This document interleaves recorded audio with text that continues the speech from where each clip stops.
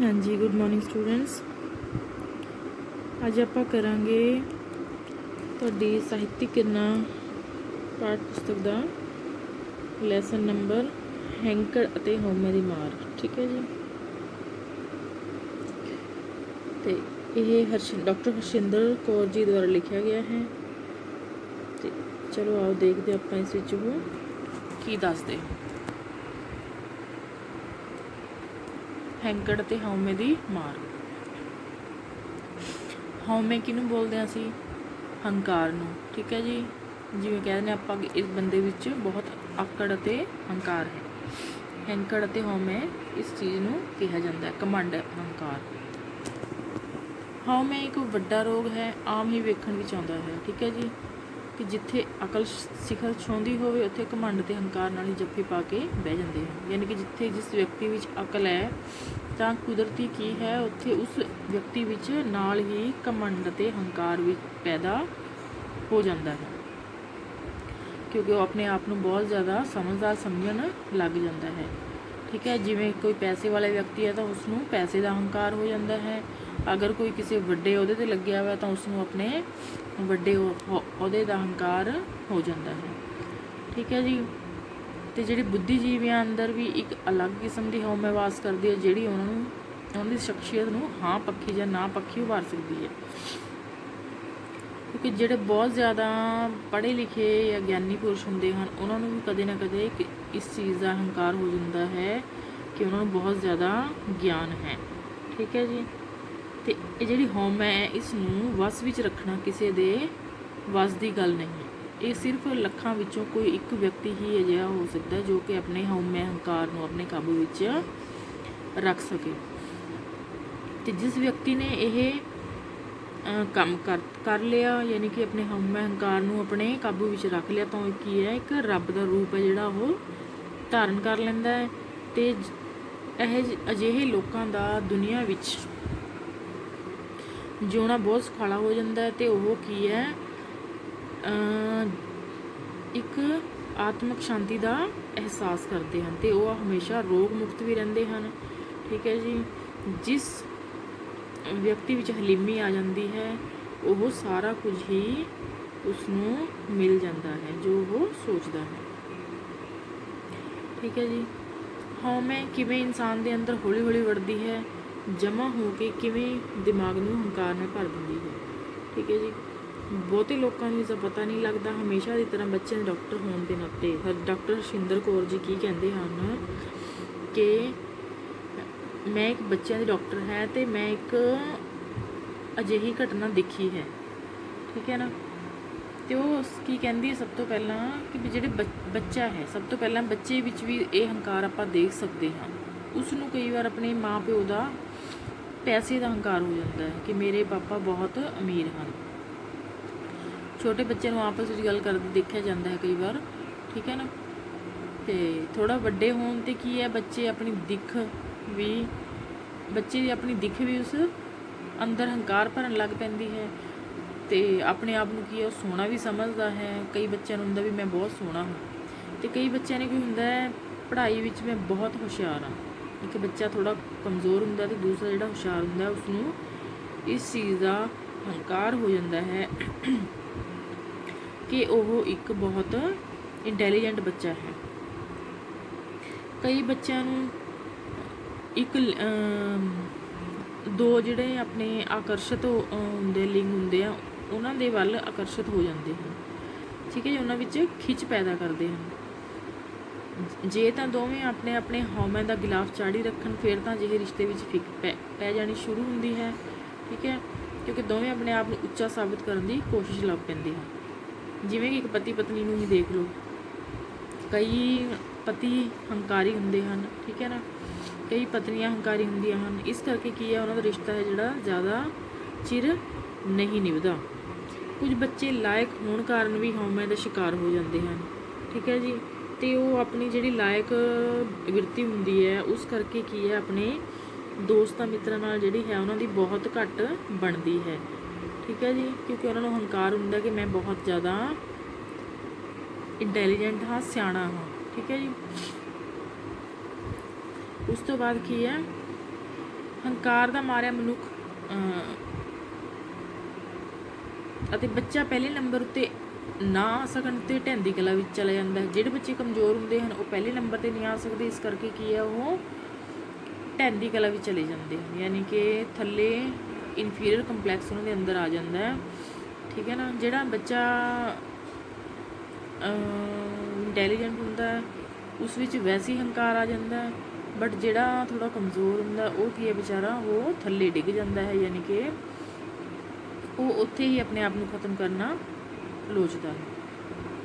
ਇਸੇ ਤਰ੍ਹਾਂ ਕੀ ਹੈ, ਹੰਕਾਰ ਦਾ ਮਾਰਿਆ ਮਨੁੱਖ ਜਦੋਂ ਵਿਆਹਤਾ ਜ਼ਿੰਦਗੀ ਵਿੱਚ ਪੈਰ ਧਰਦਾ ਹੈ ਅਤੇ ਜਿਹੜਾ ਰਿਸ਼ਤਾ ਉਹ ਗੰਢਦਾ ਹੈ ਉਸ ਵਿੱਚ ਦੋਸਤੀ ਦਾ ਨਿੱਘ ਉੱਕਾ ਹੀ ਨਹੀਂ ਹੁੰਦਾ, ਕਿਉਂਕਿ ਅਜਿਹੇ ਬੰਦੇ ਦਾ ਪੂਰਾ ਜ਼ੋਰ ਆਪਣੇ ਸਾਥੀ ਨੂੰ ਨੀਵਾਂ ਵਿਖਾਉਣ ਦੇ ਚੱਕਰ ਵਿੱਚ ਹੀ ਲੱਗ ਜਾਂਦਾ ਅਤੇ ਆਪਣੇ ਆਪ ਨੂੰ ਲਗਾਤਾਰ ਉੱਚਾ ਸਾਬਿਤ ਕਰਨ ਦੇ ਚੱਕਰ ਵਿੱਚ, ਯਾਨੀ ਕਿ ਦੋਹਾਂ ਧਿਰਾਂ ਆਪਸ ਵਿੱਚ ਬਹੁਤ ਘੱਟ ਇੱਦਾਂ ਦੇ ਰਿਸ਼ਤੇ ਦੇਖੇ ਜਾਂਦੇ ਹਨ ਕਿ ਦੋਹਾਂ ਦੀ ਆਪਸ ਵਿੱਚ ਨਿਭਦੀ ਹੋਵੇ। ਜ਼ਿਆਦਾਤਰ ਇਹੀ ਦੇਖਿਆ ਜਾਂਦਾ ਹੈ ਕਿ ਦੋਵੇਂ ਇੱਕ ਦੂਸਰੇ ਨੂੰ ਹੀ ਨੀਵਾਂ ਦਿਖਾਉਣ 'ਤੇ ਲੱਗੇ ਹੁੰਦੇ ਹਨ। ਇਹ ਸਾਰਾ ਕੁਝ ਕਿਸ ਕਰਕੇ ਹੁੰਦਾ ਹੈ, ਹਉਮੈ ਕਰਕੇ। ਠੀਕ ਹੈ ਜੀ। ਉਹ ਕਹਿੰਦਾ ਮੈਂ ਜ਼ਿਆਦਾ ਸਮਝਦਾਰ ਹਾਂ, ਔਰਤ ਕਹਿੰਦੀ ਹੈ ਮੈਂ ਜ਼ਿਆਦਾ ਸਮਝਦਾਰ ਹਾਂ। ਠੀਕ ਹੈ ਜੀ। ਇੱਕ ਹੰਕਾਰੀ ਵਿਅਕਤੀ ਦਾ ਆਪਾਂ ਕਿਸ ਤਰ੍ਹਾਂ ਪਤਾ ਲਗਾ ਸਕਦੇ ਹਾਂ ਵੀ ਉਹ ਕਿੱਦਾਂ ਦਾ ਹੁੰਦਾ ਹੈ।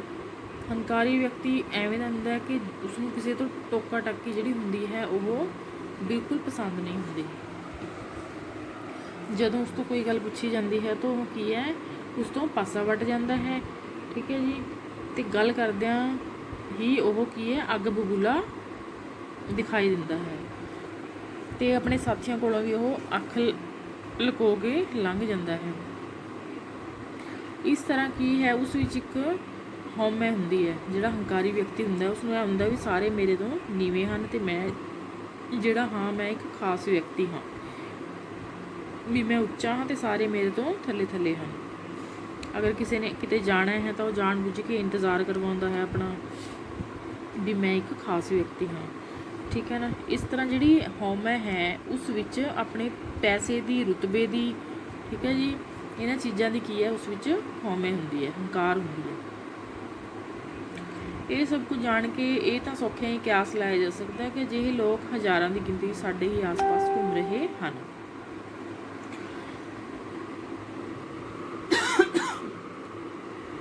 ਠੀਕ ਹੈ ਜੀ।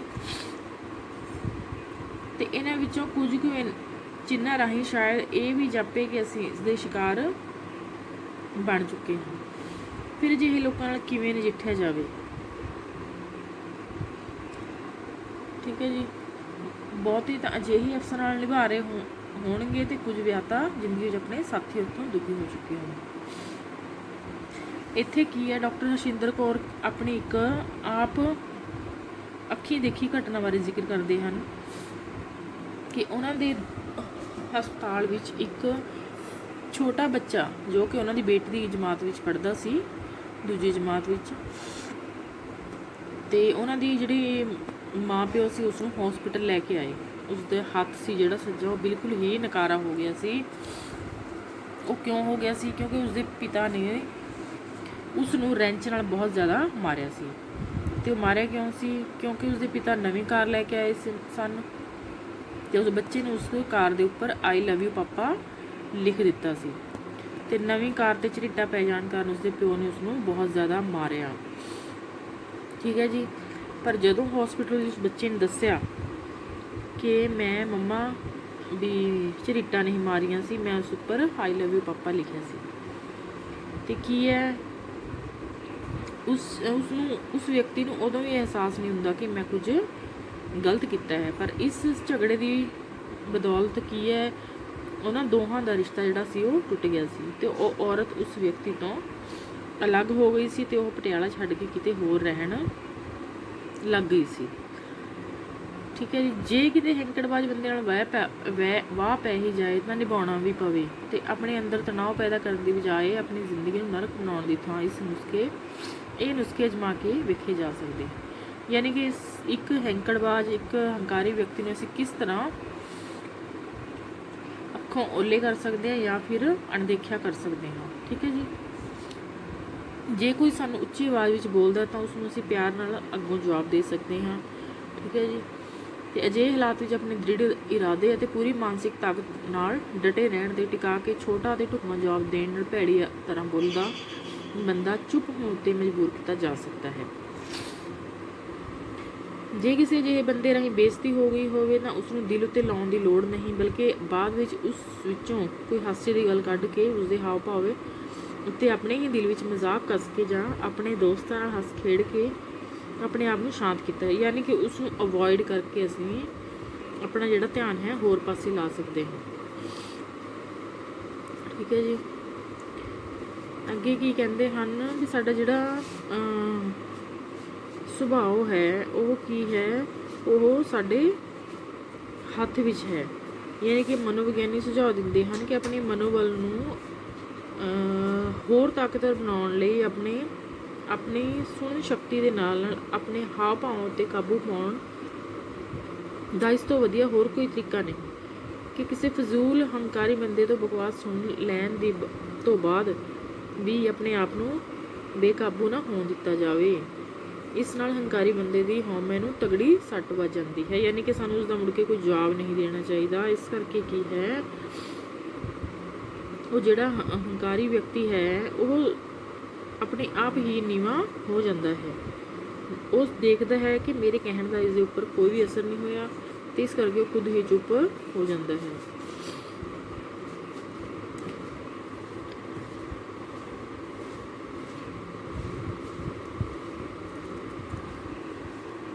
ਅੱਗੇ ਕੀ ਕਹਿ ਰਹੇ ਆ, ਠਰਮੇ ਨਾਲ ਪਰ ਸਖਤ ਆਵਾਜ਼ ਵਿੱਚ ਉਸ ਬੰਦੇ ਨੂੰ ਇਹ ਦਰਸਾਇਆ ਜਾ ਸਕਦਾ ਹੈ ਕਿ ਇਨਸਾਨ ਇਸ ਲਹਿਜੇ ਵਿੱਚ ਗੱਲ ਨਹੀਂ ਕਰਦੇ ਤੇ ਨਾ ਹੀ ਅੱਗੇ ਤੋਂ ਇਸ ਤਰ੍ਹਾਂ ਸਾਡੇ ਨਾਲ ਗੱਲ ਕਰਨ ਦੀ ਲੋੜ ਹੈ। ਠੀਕ ਤਰੀਕੇ ਨਾਲ ਗੱਲ ਕਰਨੀ ਹੋਵੇ ਤਾਂ ਜਦੋਂ ਮਰਜ਼ੀ ਉਹ ਸਾਡੇ ਨਾਲ ਗੱਲ ਕਰ ਸਕਦਾ ਹੈ।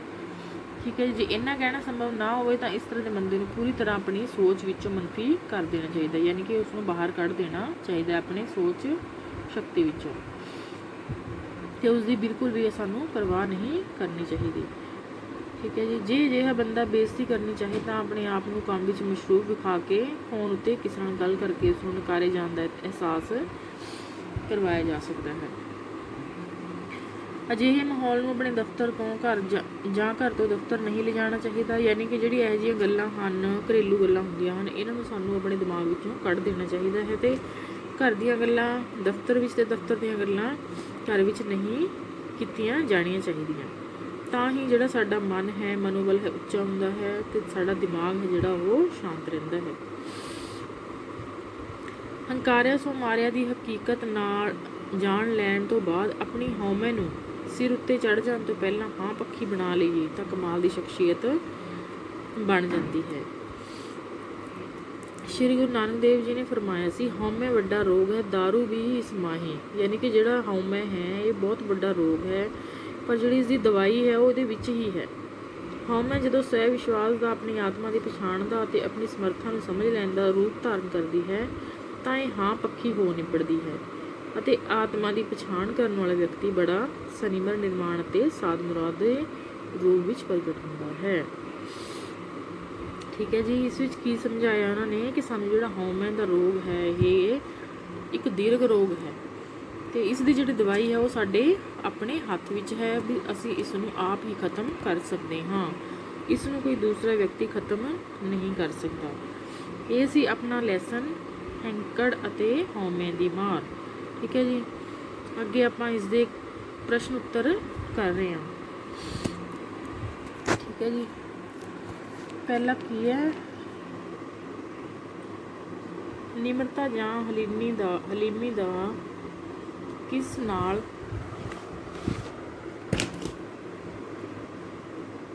ਤਾਲਮੇਲ ਨਹੀਂ ਬੈਠਦਾ। ਠੀਕ ਹੈ ਜੀ। ਇਸ ਦਾ ਕੀ ਹੈ ਉੱਤਰ, ਪੈਸੇ ਅਤੇ ਇਲਮ ਨਾਲ। ਜਿਹੜੀ ਨਿਮਰਤਾ ਜਾਂ ਹਲੀਮੀ ਹੈ ਇਸ ਦਾ ਪੈਸੇ ਅਤੇ ਇਲਮ ਨਾਲ ਤਾਲਮੇਲ ਨਹੀਂ ਬੈਠਦਾ। ਬੱਚੇ ਦੇ ਹੱਥ ਤੋੜਨ ਦਾ ਕੀ ਕਾਰਨ ਸੀ? ਬੱਚੇ ਦਾ ਹੱਥ ਤੋੜਨ ਦਾ ਕਾਰਨ ਸੀ ਕਿਉਂਕਿ ਉਸਨੇ ਉਸਦੇ ਪਾਪਾ ਦੁਆਰਾ ਲਿਆਂਦੀ ਨਵੀਂ ਕਾਰ ਉੱਤੇ ਆਈ ਲਵ ਯੂ ਪਾਪਾ ਲਿਖ ਦਿੱਤਾ ਸੀ। ਠੀਕ ਹੈ ਜੀ। ਜਿਸ ਕਾਰਨ ਉਸਦੇ ਪਿਤਾ ਨੇ ਉਸਨੂੰ ਰੈਂਚ ਨਾਲ ਬਹੁਤ ਜ਼ਿਆਦਾ ਮਾਰਿਆ। ਵਿਆਹ ਕਿਸ ਦਾ ਟੁੱਟ ਗਿਆ ਸੀ ਤੇ ਕਿਉਂ? ਵਿਆਹ ਉਸਦੇ ਮਾਤਾ ਪਿਤਾ ਦਾ ਟੁੱਟ ਗਿਆ ਸੀ, ਬੱਚੇ ਦੇ। ਠੀਕ ਹੈ ਜੀ। ਕਿਉਂਕਿ ਉਸਨੇ ਆਪਣੇ ਬੱਚੇ ਨੂੰ ਬਹੁਤ ਜ਼ਿਆਦਾ ਮਾਰਿਆ ਸੀ। ਠੀਕ ਹੈ ਜੀ।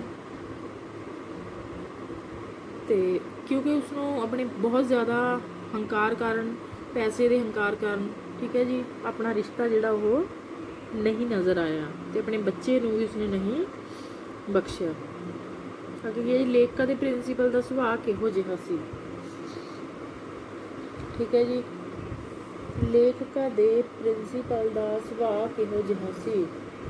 ਬੜਾ ਖਰਾਟ ਅਤੇ ਹੈਂਕੜ ਵਾਲਾ। ਹੰਕਾਰਿਆ ਸੋ ਮਾਰਿਆ ਖਾਣ ਕਿਸ ਭਾਵ ਨਾਲ ਵਰਤਿਆ ਗਿਆ ਹੈ? ਹੰਕਾਰਿਆ ਸੋ ਮਾਰਿਆ ਅਖਾਣ ਜਿਹੜਾ ਉਹ ਹੰਕਾਰੇ ਹੋਏ ਵਿਅਕਤੀ ਨੂੰ ਸੁਚੇਤ ਕਰਨ ਦੇ ਭਾਵ ਨਾਲ ਵਰਤਿਆ ਗਿਆ, ਤਾਂ ਜੋ ਕਿਸੇ ਵਿੱਚ ਕੋਈ ਕਿਸੇ ਕਿਸਮ ਦਾ ਥੋੜ੍ਹਾ ਬਹੁਤਾ ਹੰਕਾਰ ਹੈ ਵੀ ਤਾਂ ਉਹ ਇਸ ਸੰਬੰਧੀ ਜਾਣ ਕੇ ਆਪਣਾ ਹੰਕਾਰ ਛੱਡ ਕੇ ਨਿਮਰਤਾ ਧਾਰਨ ਕਰ ਲਵੇ। ਠੀਕ ਹੈ ਜੀ। ਅੱਗੇ ਆਪਣੇ ਆਪ ਨੂੰ ਕਿਵੇਂ ਸ਼ਾਂਤ ਕੀਤਾ ਜਾ ਸਕਦਾ ਹੈ? ਆਪਣੇ ਆਪ ਨੂੰ ਅਸੀਂ ਕਿਵੇਂ ਸ਼ਾਂਤ ਕਰ ਸਕਦੇ ਹਾਂ? ਠੀਕ ਹੈ ਜੀ। ਆਪਣੇ ਆਪ ਨੂੰ ਅਸੀਂ, ਜੇਕਰ ਤੁਹਾਡੀ ਕਿਸੇ ਹੰਕਾਰੀ ਵਿਅਕਤੀ ਰਾਹੀਂ ਬੇਇੱਜ਼ਤੀ ਹੋ ਗਈ ਹੋਵੇ ਤਾਂ ਉਸ ਨੂੰ ਤੁਸੀਂ ਅਣਦੇਖਿਆ ਕਰ ਸਕਦੇ ਹੋ। ਠੀਕ ਹੈ ਜੀ।